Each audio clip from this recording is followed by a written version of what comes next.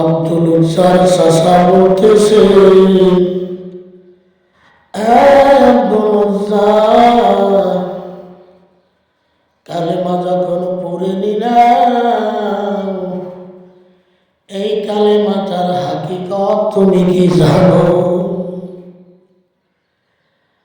বলে চাচা কিছুই তো বুঝি না, কিছুই তো জানি না। বলে पिलाने वाला अल्लाह, जिताने वाला अल्लाह, मारने वाला अल्लाह, खिलाने वाला अल्लाह। জীবনের সকল ক্ষেত্রে আল্লাহ কাছে তোমার মাথা নত করা লাগবে।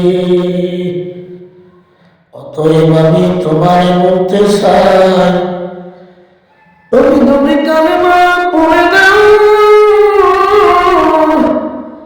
তোমাকে যত সম্পদ আমি দিছি, তোমাকে যত গাড়ি বাড়ি টাকা দিছি, সবগুলা আবার আমাকে ঘুরিয়ে দাও।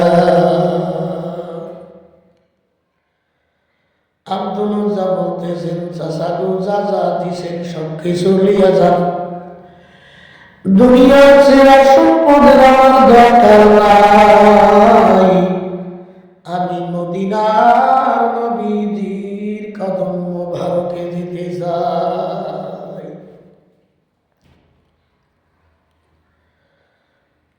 এবার ডাক্তার বলতেছে, ভাতিজা তোমার গায়ে যেটা কম্বল আছে, তোমার গায়ে যেটা চাদর আছে, ওই চাদরটাও কিন্তু আমার। দিক কমে দিক না তাকিয়ে আব্দুল উজ্জা একটা টান দিয়া ওই চাদরটা খুলে সুরে মারলেন চাচার দিকে। চাচা গো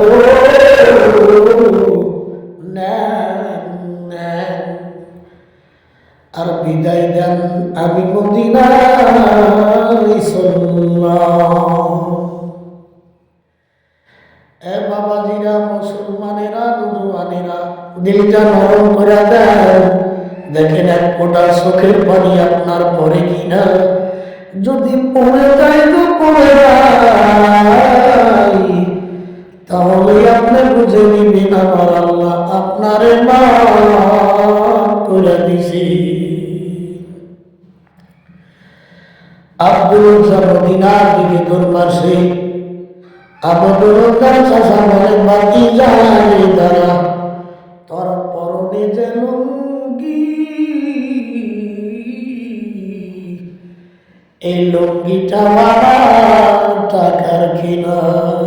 লুঙ্গিটা আব্দুল উজ্জা লুঙ্গির গিঠুর ভিতরে হাত দিয়া কান্দে আর কয়, চাচা গো জীবনের সব কিছু নিয়ে আসে, এই লুঙ্গিটা নিও না, আমার ইজ্জতের দাম আছে। আব্দুল উজ্জার চাচা বলে, লুঙ্গি দে আমাকে ইমান দে। আব্দুল উজ্জা বলে, চাচা গো আমি তোমার লুঙ্গি রাখবো না, কিন্তু আমি আর ইমান ছাড়তে পারবো না।